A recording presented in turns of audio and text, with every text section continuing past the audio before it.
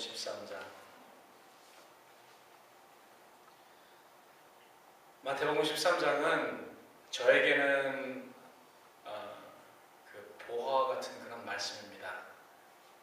이 마태복음 13장이 비유의 말씀인데 7가지 비유가 나와 있는데, 특별히 오늘 우리가 공부하고자 하는 그런 비유의 말씀은 보화 비유, 진주 비유거든요. 그런데 저는 이 마태복음 13장이 보화 비유가 나와 있지만, 저에게 이 마태복음 13장은 참으로 한 20년 전에 보화 같은 그런 말씀이었습니다. 특별히 제가 마태복음을 좋아하는데요. 여러 복음서 중에서 마태복음을 좋아하는데, 마태복음 중에서도 마태복음 13장 부분이 가장 저에게는 진짜로 제가 찾고 싶었던, 열심히 공부하고 기도하고 이러면서 발견하는 그런 진리가 있었기 때문에 마태복음 13장은 저에게는, 여러분들에게는 모르겠지만 저에게는 보화 같은 그런 말씀입니다. 그래서 오늘 이 말씀을 준비하면서 또 20년 전에 제가 이 말씀을 읽으면서 찾아냈던 그런 진리들, 이런 것에 대해서 굉장히 기뻐하고 굉장히 감사했던 그런 감격이 좀 여기에 묻어 있습니다. 44절, 45절, 46절 같은 목소리로 우리 합독합니다. 마태복음 13장 44절 시작. 천국은 마치 밭에 감추인 보화 같으니 사람이 이를 발견한 후 숨겨두고 기뻐하여 돌아와서 자기의 소유를 다 팔아 그 밭을 샀느니라. 또 천국은 마치 좋은 진주를 구하는 장사와 같으니 급히 값진 진주 하나를 만남에 가서 자기의 소유를 다 팔아 진주를 샀느니라.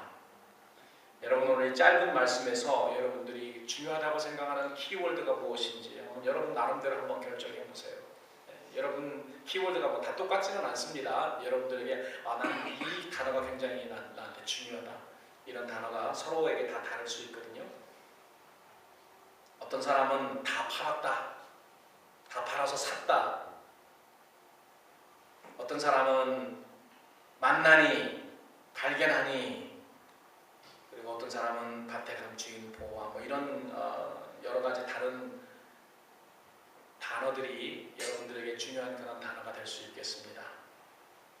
동서양을 막론하고 사람들이 우연히 땅속에서나 동굴에서 보화를 발견했다라는 그런 이야기가 많죠. 보화를 집어넣는 항아리를 발견했다, 아니면은 귀중한 그런 물건이 들은 그 상자를 발견했다, 이야기가 많습니다.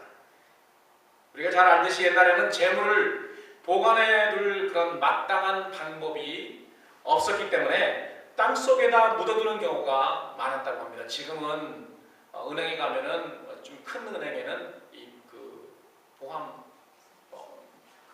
보물을 두어둘 수 있는 그런 함이 있습니다. 그래서 자기만 들어갈 수 있어서 그걸 꺼낼 수 있는데요. 옛날에는 그런 게 없었죠. 그래서 그런 것이 없었기 때문에 아무도 모르는 곳에 땅을 파고 사람이 없을 때 땅에 묻어두었습니다.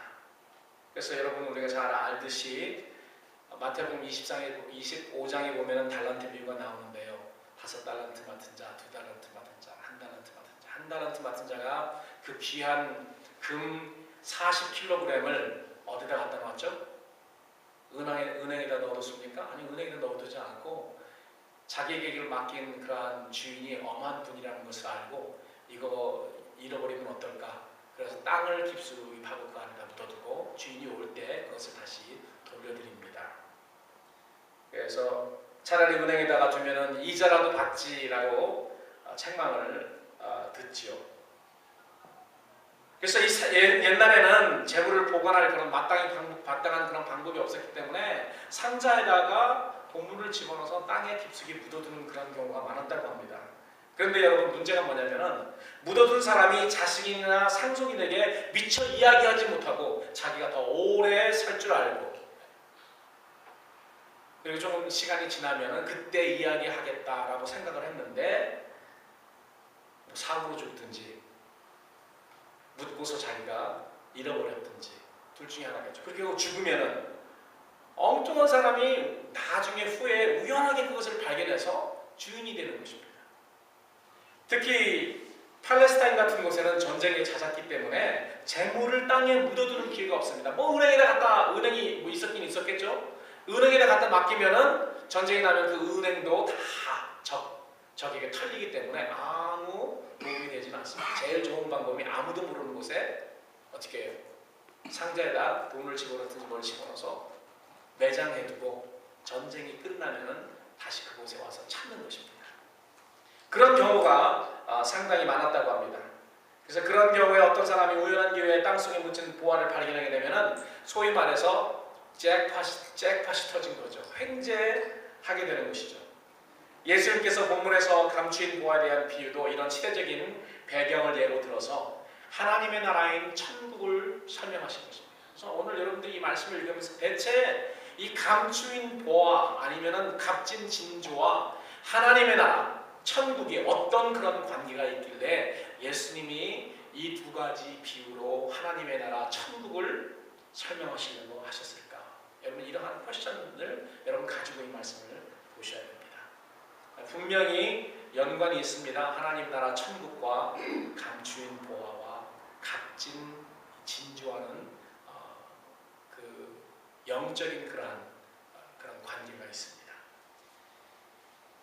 오늘 44절에 보화라고 번역된 헬라어는 테사우로서스라고 합니다. 테사우로서스라고 해서 영어도 테사우로서스라는 그런 용어가 있습니다. 그리고에서 왔죠. 이건 뭐냐면은 보화라는 말이 아니고요. 보화를 담아두는 보화 상자입니다. 보물함이에요. 보물함. 테사우로서스가. 그래서 어떤 사람이 다른 사람의 밭에서 일을 하다가 다른 사람의 밭에서 일을 한 거 보니까 이 사람은 부자는 아니었던 것 같아요. 소작인, 땅을 가지고 있었던 사람이 아니고 소작인이었습니다. 돈이 별로 없는 그런 사람이었던 것이 분명합니다. 다른 사람의 밭에서 일을 하다가 땅을 갈았겠죠. 땅을 갈다가 어떤 상자 하나를 발견합니다. 오랫동안 땅에 묻혀 있었기 때문에 그 상자를 그냥 보면 뭐 흙도 묻었고 뭐 오랫동안 했으니까 좀 겉이 허름하고 좀 썩기도 하고 상하기도 하고 뭐 이랬겠죠. 그래서 겉모양은 별 가치가 없이 보였을지도 모릅니다. 그래서 그냥 이쁘동하고 그냥 뭐 땅에 묻혀진 뭐 그런 상자 쪼가리인가 보다 하고 만약에 그냥 자기 하던 일을 했을 수도 있지만은 이 사람은 상자 같은 것이 왜 땅에 있지? 해서 깊게 팝니다. 파보니까 진짜 이 큰 상자예요. 왜 상자가 여기 있지?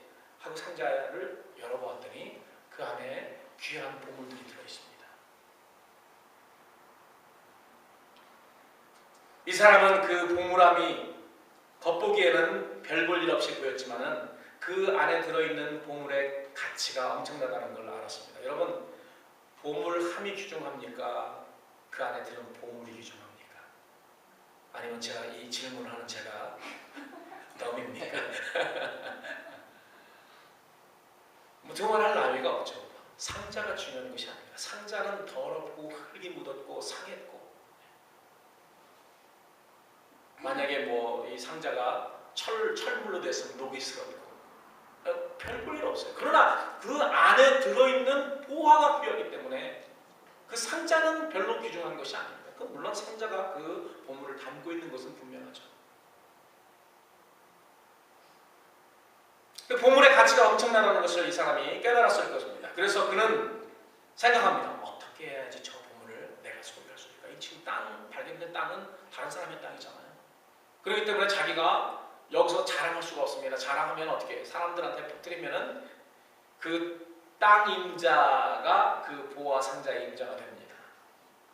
당시 랍비들은 주인 땅에서 보물을 발견하면은 그 보물은 주인의 것이다 하고 정했기 때문에 그렇습니다. 그렇기 때문에 이 사람이 그 보물을 소유할 수 있는 유일한 길은 그 밭을 사서 자기가 그 밭의 주인이 되는 길밖에 없었어요. 그래서 그는 일 마치고 집에 돌아가서 자기 재산을 하나씩 둘씩 다 팝니다. 모자랐을 수도 있습니다. 모자랐으면은 친구나 그 친척에게 비밀리 하고 나 좀 돈 좀 빌려주게. 내가 꼭 2배 갚겠네. 어떤 경우는 3배 갚겠네. 그렇게 해서 그 땅을 결국은 사고 그 보화가 들은 그 상자의 주인이 됩니다. 그런데 예수님이 오늘 44절에서 천국은 마치 The kingdom of God is like, 마치 어떤 걸 설명하고 있습니다. 밭에 감추인 보화와 같다. 그래서 밭에 감추진 보화의 그 성품을 우리가 생각해야지 하나님 나라 천국이 우리의 마음에 설명이 됩니다. 밭에 감추인 보화는 묻혀져 있습니다. 보통 사람이 볼 수가 없습니다. 천국이 그렇다는 거예요. 그리고 발견해서 상자를 발견했다 해도 그 가치가 그렇게 많이 있다고 생각이 안 되는 것입니다. 천국도. 어떻게 해야지 그 발견된 보화가 가치 있게 됩니까? 그것을 어떻게 해야 돼요? 열어야 됩니다. 그 상자를 열어야지 그 안에 들어있는 그 가치를 볼 수 있습니다. 그래서 우리가 하나님의 천국의 복음은 뭐냐면 이 상자를 가지고 있는 거랑 마찬가지입니다. 그래서 우리가 천국 복음을 하나님의 말씀을 열어서 읽고 들어야지. 그래야지 우리가 이 복음을 발견할 수 있는 것입니다. 그렇기 때문에 계시록 1장에서도 사도 요한이 그렇게 이야기하잖아요. 이 예언의 말씀을 읽고 듣고 그 예언의 말씀을 지키는 자가 복이 있다. 여러분, 우리가 듣지 않고 읽지 않고 어떻게 하나님의 말씀을 알 수 있고 천국 복음의 그 귀중함을 알 수 있습니까? 그렇기 때문에 지금 여러분들처럼 듣는 사람이 그리고 하나님의 말씀을 읽는 사람이라고 다 아는 건 아닙니다. 그러나 읽지 않고 듣지 않으면 알 길이 없어요. 그래서 우리가 열어야 됩니다. 열어야지 그 보물이 보이기 시작합니다. 이 보물함의 영적인 의미는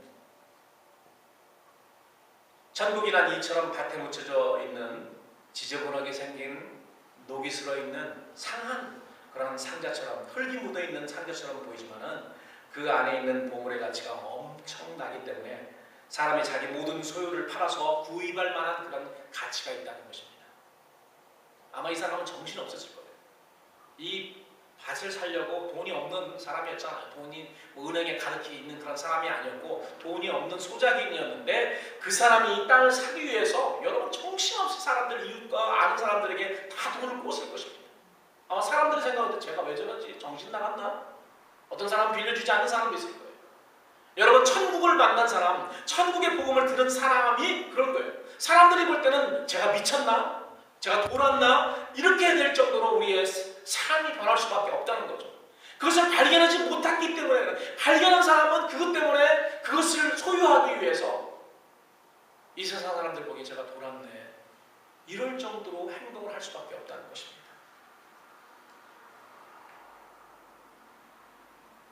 그처럼 그 천국 복음 안에 들어있는 그 천국 하나님의 나라는 귀중한 것이고 우리의 모든 소유를 다 팔아서 구입해야 될 가치가 있고 또 우리가 그것을 얻기 위해서 상당한 값을 치러야 된다는 그런 의미인 것입니다.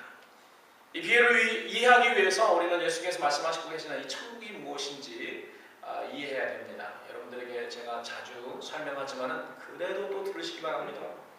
천국이나 보화는 여러분 여기서 구원받고 영생 얻는 것이라고 우리가 생각할 수 있습니다.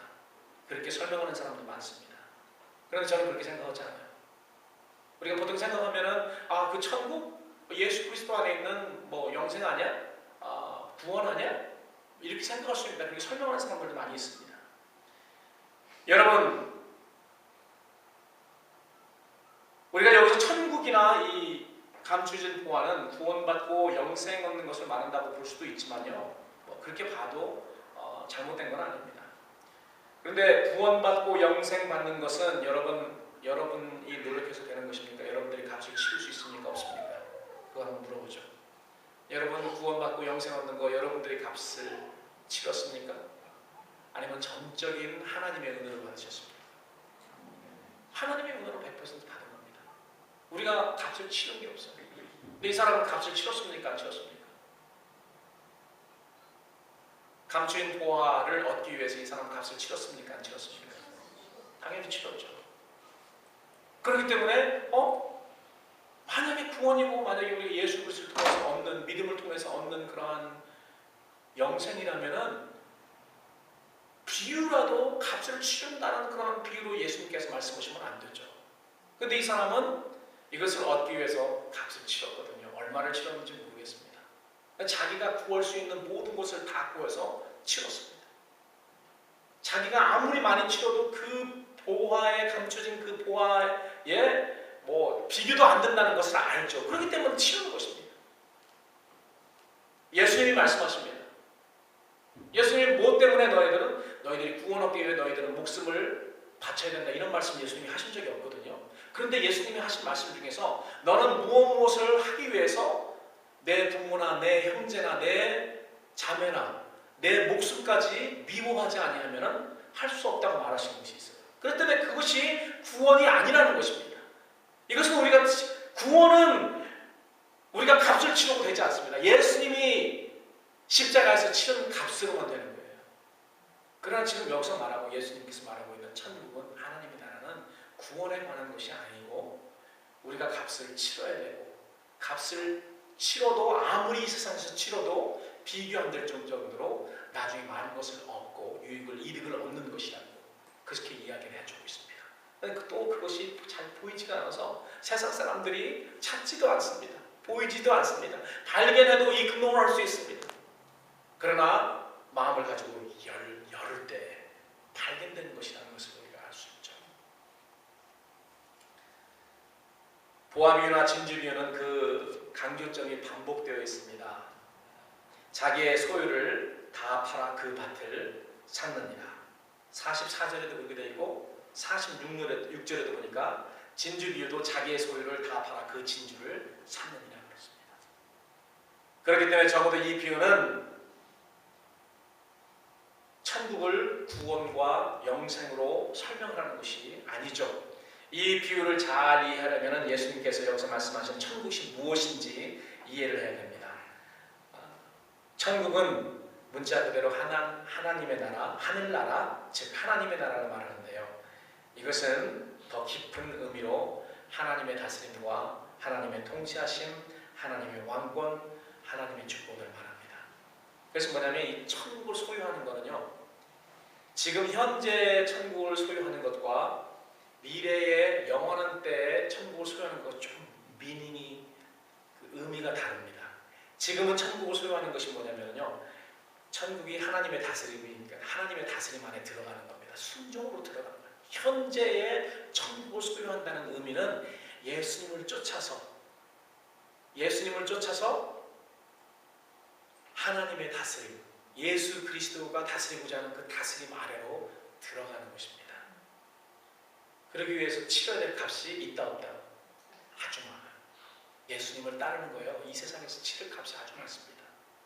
그렇기 때문에 예수님께서 너는 나를 따르되 내 십자가를 지고 따르라고 한 말이 뭐냐면 이 십자가는 희생이잖아요. 그렇기 때문에 이 십자가는 내가 죽을 수도 있는 죽을 각오를 하고 가는 것입니다.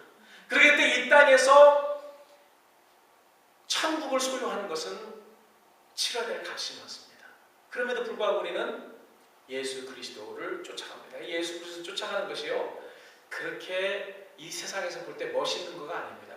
땅에 묻혀있는 보화상자와 같이 그 값어치가 나가겠니? 너 거기에 이렇게 투자를 하니? 이렇게 세상 사람들이 얼마든지 말할 수 있습니다. 그러나 우리는 그 안에 들어있는 천국 복음 안에 들어있는 예수 그리스도를 쫓아가는 그 안에 들어있는 영원한 보화를 발견한 사람들 아닙니까? 여러분 발견하셨습니까? 발견해야지 예수 쫓는 거에 기쁨이 있는 것입니다. 발견해야지 나의 모든 것을 투자하고 나의 모든 것을 팔아서라도 이 귀한 것을 우리가 깨닫고 그렇게 갈 수 있는 거예요. 자, 그러면은 현재에 우리가 천국을 소유한다는 것은 나의 모든 희생을 각오하고 내 목숨까지도 각오하고 예수님을 쫓는 것, 십자가의 길을 가는 것입니다. 그게 하나님의 다스림에 들어가는 거죠. 천국을 소유하고 천국에 들어갑니다. 자, 이 땅에서 그렇게 한 사람은 미래의 영원 세계, 영원한 곳에서 어떻게 되냐? 영원한 곳에서 이게 보물입니다. 진짜 예수 그리스도 안에 있는 보물은요, 지금 우리가 희생하고 예수님 쫓고 여기 있지 않아요. 이것은 마치 뭐와 같냐면은 보화 상자입니다. 보화 상자. 그러나 진짜는 우리가 그 안에 들어있는 보물입니다. 그것은 그 보물은 우리가 일단 산 다음에 일단 그 밭을 산 다음에 그 다음에 우리가 누릴 수 있는 거잖아요.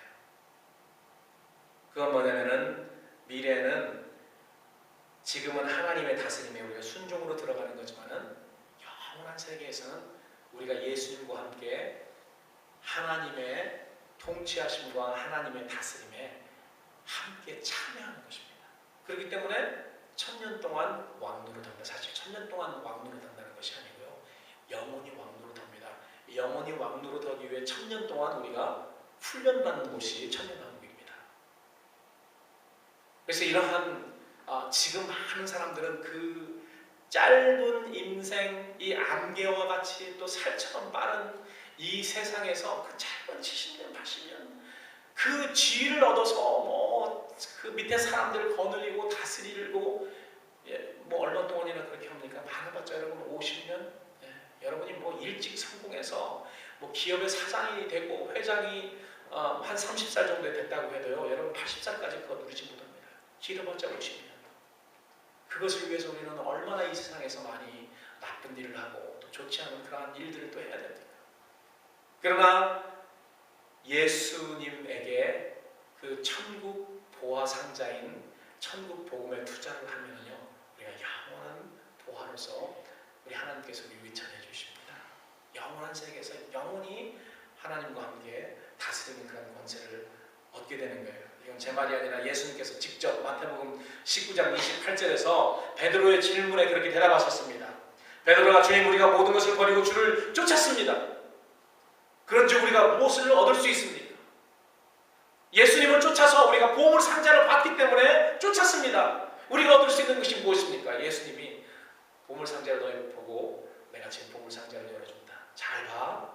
보물 상자에 뭐가 들어있나 잘 봐. 그러면서 하시는 말씀입니다. 내가 진실로 너희에게 이르노니 세상이 새롭게 되어 인자가 자기 영광의 보좌에 앉을 때 나를 쫓는 너희도 12보좌에 앉아 이스라엘 12지파 하나님의 백성들을 심판하며 다스리는 권세를 내가 너희들에게 주겠다. 하나님 백성들을 다스리는 심판하는 그런 권세가 예수님을 쫓는 제자들에게 있다는 것입니다. 현재 하나님 나라 천국 통치에 들어간다는 것은 그렇기 때문에 예수님을 쫓는 것이지만은 예수님을 쫓는 건 그렇게 멋있지 않습니다. 엄청나게 힘들고 그리고 희생이 많이 요구되는 것입니다. 그 상자를 얻기 위해서, 보물 상자를 얻기 위해서 진짜 많은 그러한 물질이 필요하잖아요. 그 밭을 찾려면, 그 보물 상자를 얻으려면요. 그러나 여러분, 그 보물 상자를 얻는 것이 아니고 보물 상자를 얻고 그 밭을 얻으면 무엇을 얻는 것입니까? 그 보물함 속에 들어있는 보화를 얻는 겁니다. 우리가 천국 복음을 듣고 예수 그리스도를 쫓아가는데요, 거기에서 끝나지 않습니다. 만약에 거기서 끝난다면은 참 우리 그리스도인들처럼 예수님을 진짜로 쫓아가는 예수 그리스도의 참된 제자들처럼 이 세상에서 불쌍한 사람들이 없습니다. 사도 바울이 고린도전서 15장에서 그렇게 말했죠. 우리에게 부활, 사도 바울은 첩보화를 이야기하고 있습니다. 만약에 이 첩보에 참여하는 것이 없다면 그리스도인들처럼 불쌍한 사람이 없다고 했습니다.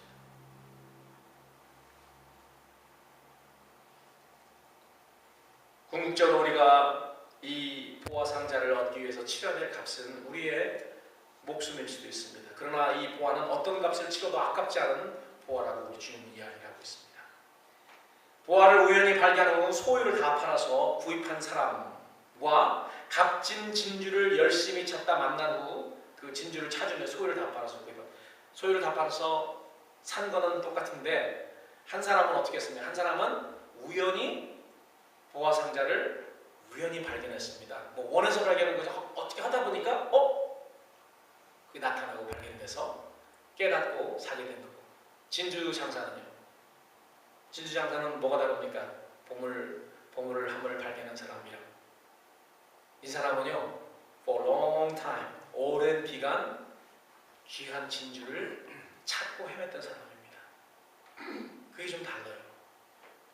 이 소자기는 일을 하다가 뭐 자기가 원한 것도 아닌데 그냥 횡재한 거예요. 그냥 앞에 나타나서 와, 이게 뭐야? 하고 딱 열어보니까 횡재한 겁니다. 그래서 모든 것을 팔았고 그리고 구입을 했고, 한 사람은 진주 장사입니다. 원래 진주 장사인데요, 귀한 진주를 몇 년 동안 그렇게 헤맸는지 모르겠어요. 아마 어떤 귀한 사람이 그 진주, 큰 진주를 내가 비싼 값에 너에게 살 거니까 그거 좀 구해와라. 이런 부탁을 받았을 수도 있습니다. 그래서 큰 진주, 값어치 나가는 그런 진주를 자그마한 거 말고 큰 거를 여러 해 동안 찾아 헤맸던 그런 진주 장사였는지 모르겠습니다. 그런데 어느 날 큰 진주를 뭐 우연히 발견한 게 아니고요. 찾고 노력하고 또 하다가 어떤 사람이 뭘 가지고 있답니다. 한번 와서 조사해보세요. 보니까 자기가 찾고 있던 큰 진주입니다. 그래서 산 거예요. 의미가 그러면 무엇일까? 한번 생각해 봤습니다. 하나님의 나라, 하나님의 다스리심에 참여하게 되는 것, 그걸 소유하게 되는 것, 천국을 소유하는 것은 어떤 사람에게는 우연한 기회에 발견되기도 하고 또한 열심히 찾는 자에게 발견되기도 한다는 것입니다. 사실 저 같은 경우는 우연히 발견된 건 아닙니다. 저는 한 30대 초반 정도 됐던 것 같아요. 그때 하나님의 말씀을 통해서 그 하루에 8시간 이상 하나님의 말씀을 공부하던 때가 있습니다. 그냥 성경 계속 읽으면서 기도하고 성경 읽고 그러면서 마태복음 13장을 훑으면서 이게 진짜 완전히 보화처럼 저한테 마태복음 13장 전체가 와닿더라고요. 그래서 저는 진주 장사와 같은 그러한 케이스입니다. 오랫동안 분명히 하나님의 말씀은 내가 알고 있는 것보다 더 멋진 것이 있을 텐데 라는 그런 생각으로 하나님의 말씀을 연구하면서 아마 내가 지금 찾은 그러한 진주보다 더 큰 진주가 많이 묻혀 있을 것입니다. 그러나 내가 찾았던 그러한 진리도 내가 예상했던 것보다 훨씬 큰 진리였습니다. 물론 더 큰 진리도 내가 발견하지 못한 것도 있게 되지만 하여튼 제가 찾은 것도 그렇게 큰 거였어요. 보화와 진주의 차이는요, 거기에 있습니다. 신앙에는 그래서 저는 두 가지 면이 있다고 그렇게 생각을 해요. 하나는 우연히 받는 축복입니다. 이것을 성경은 뭐라고 말하냐면 은혜라고 이야기합니다. 내가 뭐 바라지도 않았는데, 내가 열심히 뭘 하지도 않았는데 내게 다가오는 것은 하나님의 은혜라고 우리가 설명할 수 있습니다. 은혜란 값없이 받는 선물이라는 그런 말이죠. 그리고 하나는 상급입니다. 상급은 거저받는 것이 없어요. 여러분 내가 아무것도 하지 않았는데 여러분 상급을 받습니까? 그 상급을 받는다면 그건 상이라고 말하지 않고 은혜라고 말합니다. 그렇기 때문에 하나님이 받는 은혜와 상급이 더 다릅니다. 어느 것이 더 값어치가 있을까요? 그걸 저는 지금 따지지 않는 것이 아니에요. 그러나 우리가 받는 상급과 은혜가 다르다는 거예요. 여러분 하나님 입장에서 한번 생각해 보세요. 내가 누구에게 은혜를 베푸는 그 사람과 누가 나를 위해서 열심히 일을 해서 내가 저 사람에게 상을 주고 싶다 해서 상을 주는 것과 하나님 입장에서는 어느 사람이 더 귀할까 한번 생각해 보세요. 물론 여러분 생각에 은혜 받은 사람이 더 귀해요. 그렇게 생각할 수도 있습니다. 저한테는 그렇게 생각이 들지 않아요. 하나님을 위해서 또 주인을 위해서 열심히 충성되게 일했기 때문에 주인이 너무 기뻐가지고 그 사람에게 어떻게 보상을 해주고 싶어서 상을 주는 것입니다. 그 은혜는 불쌍해서 주는 거예요. 그냥 불쌍해서요. 은혜는 불쌍해서 주는 겁니다. 왜 아무 능력이 없어서 그대로 버려두면 저 사람이 아무것도 할 수 없기 때문에 하나님의 은혜는 그렇기 때문에 불쌍해서 하나님이 주는 겁니다. 아무 힘이 없고 자기가 아무리 노력해도 구원을 받을 수 없는 그런 사람들이기 때문에 그래서 구원은 하나님께서 은혜를 주시는 거예요. 불쌍해서. 그럼 상급은 다릅니다. 상급은 깨달은 사람이 예수 그리스도 안에 이런 아름다운 그런 보화가 있구나 라는 것을 깨달은 사람이 자기의 삶을 송두리째 투자해서 하나님의 나라를 위해서 하나님을 위해서 이런 사람이 하나님께 상급을 주시는 거예요. 은혜도 귀하고 상급도 귀하지만 여러분 우리는 이미 하나님의 은혜를 받아서 구원을 받은 사람들입니다. 그렇기 때문에 그 구원에 관해서 우리가 더 이상 할 것이 없어요. 예수 그리스도 안에서 이미 받았기 때문에. 그러나 우리가 해야 될 건 뭐냐면은 이제 이 은혜를 받은 자로서 하나님의 나라를 위해서 하나님을 위해서 천국을 위해서 그 상급을 위해서, 여러분 상급을 위해서 노력하는 건 괜찮습니다. 사도 바울도 그렇게 했어요. 내가 상급을 받기 위해서 앞으로 전진한다. 이런 말들이 많잖아요.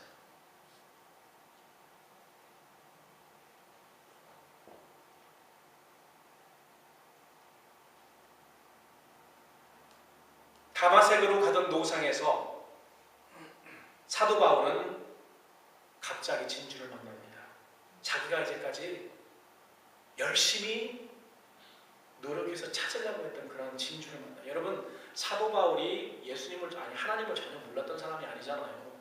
예수님을 다마색 도상에서 만나기 그 전까지도요, 이 사람은 열심으로 하나님의 진리를 추구했던 그런 사람입니다. 열심으로 추구했는데 이제까지 그 진주를 만나지 못한 거예요. 값진 진주를 만나지 못했는데 드디어 다마색으로 가는 도상에서 아주 그런 expected 하는 느낌, 예상도 안 했는데 아름다운 진주이신 예수님이 그 앞에 나타납니다. 그 진주의 가치를 깨달은 사도 바울은 그가 가진 모든 것을, 그 나머지 인생을 통해서 자기가 가지고 있는 모든 것을 다 투자해서 이 발견된 진주를 소유하려고 노력했던 그런 사람인 것입니다. 빌립보서 3장 5절 6절 말씀을 보면은 사도 바울이 이렇게 이야기합니다. 나는 8일 만에 할례를 받은 이스라엘 족속이요 베냐민 지파요 히브리인 중에 히브리인이요 율법으로는 바리새인이요 열심으로는 교회를 박해하고 율법의 의로는 흠없는 자가. 내가 예수 그리스도 진주 되시는 예수 그리스도 만나기 전에 얼만큼 많이 노력을 많이 해서 이 진주를, 값진 진주를 찾으려고 노력했는지 너희들도 알잖아. 내가 이런 사람이었다. 그러나 그때까지 내가 찾지 못했지만은 그 다마색으로 가는 그 도상에서 내가 드디어 그 진주를 만난 거 아니냐, 이렇게 이야기했습니다. 바울은 이런 것들로 인해서 사실 예수님 만나기 전에 굉장히 자부심이 대단했습니다. 실제로 그런 것들은 바울이 가지고 있었던 그런 소유물이었죠. 가문과 학문과 종교적 열심과 그리고 바울의 앞날을 보장해 줄 수 있는 그런 재산과 그리고 로마 시민권과. 그러나 여러분, 그가 극히 값진 진주를 발견한 후에는요, 그런 모든 것들 다 무엇으로 여겼다고 했습니까? 다 배설물처럼 여겼다고 했습니다. 빌립보서 3장 7절에 보니까 그러므로 무엇이든지 내게 유익하는 것을 내가 그리스도를 위해서 다 해로 여길 뿐더러. 그렇기 때문에 이 보화를 사기 위해서, 진주를 사기 위해서 내가 가지고 있었던 이 모든 것이 별로 가치 있게 보이지 않은 거예요. 이제까지 내 인생에 이것이 전부라고 생각을 했는데 값진 진주를 만나니까 이건 아무것도 아니에요, 이거에 비해서. 그러니까 이거 그냥 팔고 이걸 사는 것입니다. 사도 바울이 그런 거죠. 내게 유익하다고 생각했던 그것을, 그리스도를 발견해가지고 진주를 발견하니까 다 모든 것이 아무것도 아닌 것처럼 보였다. 모든 것과 다 해가 되는 것으로 내가 여겼다. 그리고 나의 주 그리스도 예수를 아는 지식이 가장 고상하기 때문에 내가 그를 위하여, 그를 얻기 위해서, 그 진주를 얻기 위해서 모든 것을 잃어버리고 배설물로 여기면 내가 그리스도를 얻고 그 안에서 발견되려 합니다. 바울은 바로 그 진주의 가치를 알았습니다. 그 보물상자를 열어서 그 안을 보고 그 안에 들어있던 보화의 가치를 알았던 거예요. 천하를 주고도 바꿀 수 없는 극히 값진 것이죠. 저는 우리 빛나는 교회 성도 여러분들이 예수님을 쫓는 일에 이 가치를 알기 때문에 생명도 아끼지 않는 자들이 되시기를 주님의 이름으로 축원합니다. 지금 우리가 추구하는 것은 보물상자와 같이 별로 멋이 없습니다. 사람들이 생각하는데 왜 저것 때문에 너희가 그 모든 것을 투자하려고 그러니? 그 사람들은 그 안에 들어있는 걸 볼 수 없지만 우리는 믿음의 눈으로, 영적인 눈으로 그 안에 있는 것을 볼 수 있잖아요. 어떤 사람은 보화같이 값진 천국을 발견하고도 구입하기를 거부하는 자가 있습니다. 저는 여러분들이 이런 사람은 적어도 되지 말아야 된다고 생각합니다. 성경에 보니까 그런 사람이 있었죠. 부자 청년입니다. 부자 청년. 여러분, 우리 교회 안에 교인들 중에요, 이런 사람이 얼마든지 있을 수 있습니다. 우리 가운데서도 얼마든지 있을 수 있습니다. 부자 청년은 영생이라는 진주를 찾으러 다니는 사람입니다. 그 사람은 이 생명, 영생과 이런 천국과 이런 거에 대해서 굉장히 목말랐던 사람이에요. 그렇기 때문에 나름대로 그 진주, 값진 진주를 찾으러 다녔던 그런 사람이었습니다. 발견하려고 했던, 노력했던 그런 사람이에요. 그래서 발견하려고 어디까지 오게 됐습니까? 예수님 앞까지 오게 됐습니다. 진주를 발견할 수 있는 바로 코앞에까지 왔던 거예요. 그래서 진주를 좀 보여주세요. 뭐 가지고 있는지 좀 보여주세요. 이렇게 물어봤죠. 한번 봅시다. 예수님이 이렇게 보여주십니다. 누가복음 18장 18절. 이 부자 청년이 와서 예수님에게 선한 선생님이여 내가 무엇을 하여야 영생을 얻을 수 있습니까? 천국에 들어갈 수 있습니까? 예수님께서 뭐라고 말씀하십니까? 재산을 다 팔아서 가난한 사람에게 먼저 줘야 된다. 그리고 나를 쫓으라. 그 사람에게 나를 쫓으라 했는데 십자가 지고 쫓으라는 말은 안 했고 십자가 대신 뭐라고 말했죠? 십자가 대신 뭐라고 했습니까? 재산을 다 팔고 그 사람에게는 그러니까 뭐가 십자가였어요? 자기 가지고 있던 재물이 십자가였습니다. 그렇기 때문에 그 사람이 자기가 가지고 있는 모든 재산을 팔고 가난한 사람에게 주는 거가 바로 자기가 짊어질 십자가였습니다. 근데 예수님을 쫓고 싶은 생각은 있었는데 십자가를 칠 생각이 없었어요. 그래서 근심하고 돌아갑니다. 다시 돌아왔다는 말이 없죠. 그 사람이 큰 부자임을 이 말씀을 듣고 심히 근심합니다. 그래서 저는 이렇게 생각해요. 이 사람이 작은 부자가 아니고 큰 부자임으로 그 사람이 큰 부자예요. 이 큰 부자 뭐냐면은 십자가 사이즈가 커요.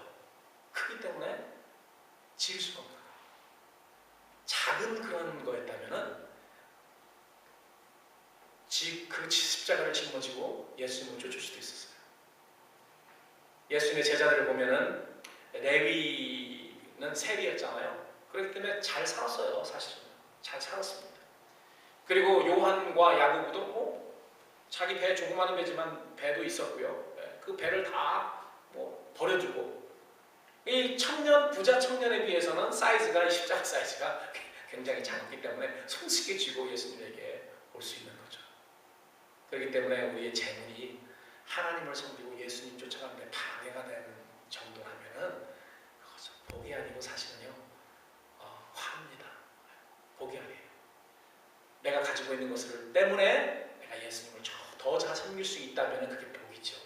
그러나 내가 가지고 있는 것 때문에 만약에 내가 주님 섬기는데 방해가 된다면 여러분 그건 결코 좋은 것이 아닙니다. 보화를 찾다가 보화를 만났는데 그 보화를 사지 못했습니다. 왜 보화를 사지 못했습니까? 보화를 사려고 하니까 돈이 아까워서 못 산 것입니다. 이 사람에게는 그 보화가 아니고 재물이 보화, 자기가 가지고 있는 재물이 보화였어요. 여러분 이것이 바로 우리의 모습입니다. 많은 사람들의 모습이에요. 하나님 나라는 그 무엇을 두고도 바꿀 수 없는 그런 귀한 보화인데 재산을 다 팔아서 사도 아깝지 않을 그런 보화인데 영원한 것인데 영광스러운 것인데 그런데 이 부자 청년에게는 사실 자기가 가지고 있었던 재물이 보화였던 것입니다. 성경에는 이 부자 청년처럼 보화를 포기한 사람도 있고 그 보화를 무시하고 남에게 팔아먹은 망령된 그런 사람도 있다고 이야기합니다. 히브리서 12장에 보니까 너희는 돌아보아 혹 한 그릇 식물을 위하여 장자의 명분을 판 에서와 같이 망령된 자가 있을까 두려워하라. 너희는 아는 바와 같이 저가 후에 축복을 기업으로 받으려고 눈물을 흘리며 구하되 버림바가 되어 회개할 기회를 얻지 못하였다. 여러분 야고보와 에서의 상황을 알잖아요. 여러분 마지막 때에는요 에서 같은 그런 사람들이 많을 것입니다. 자기의 복이 바로 코앞에까지 왔는데 그걸 택하지 않았습니다. 에서는 그냥 그대로 있으면은 그 장자의 복이 자기 거 아니었습니까? 그런데 너무 배고프고 그 장자의 복이 무엇인가를 몰랐기 때문에 너무 무시했기 때문에 야 너나 얘다 가져라 팥죽 한 그릇을 팔아먹었습니다. 우리들이 지금 가지고 있는 믿음 예수 그리스도를 쫓는다는 이 제자도 예수 그리스도를 쫓는 거 이거 여러분 물어보세요. 그리스도인들이 물어보면 뭐 그런 거 있다는 건 알지만 그게 얼만큼 귀한 것인지 모르는 사람이 너무나도 많이 있습니다. 저는 빛나는 교회 속한 성도들은 그러지 않았으면 좋겠어요. 만약에 진짜 이 귀한 것을 안다면 우리의 삶이 뒤집힐 수밖에 없습니다. 그냥 완전히 송두리째 뽑혀가지고 뒤바뀔 수밖에 없어요. 이걸 살려고, 이것을 소유하려고. 그런데 그러지 못하기 때문에 우리 가운데서도 그런 사람들이 있겠죠. 나중에 진짜 그게 그거였어? 나중에 어떻게 에서처럼 우는 겁니다. 너무 억울해서. 바로 내 코앞에 와 있었는데 내가 어떻게 그것을 놓쳤지? 내가 어떻게 그것을 무시했지? 눈물을 흘리며 구한 바 구하되 버린 바가 돼서 해결 기회를 얻지 못했다. 말씀을 맺겠습니다. 야고보 형에서는 바로 보물함을 발견했을 뿐 아니라 자기 손안에 들어있었던 소유했던 사람입니다. 그러나 그 가치를 모르고 망령되게 행동했죠. 옛다 한 그릇에 팔아먹은 거였어요. 하나님이 정하신 장자의 복을 무시하고 한 그릇 팥죽에 그 복을 팔아버린 구약의 에서와 같이 오늘날 많은 사람들이 교회 안에 부지기수로 그런 사람들이 있습니다. 여러분 이것이 무엇이겠습니까? 장자의 복이거든요. 예수님이 우리들에게요, 예수님 쫓는 그런 사람들에게 약속하신 것 중에 가장 귀한 건 뭐냐면요, 지금 네가 나를 쫓으면은 장자의 복을 주겠다는 것입니다. 장자의 복.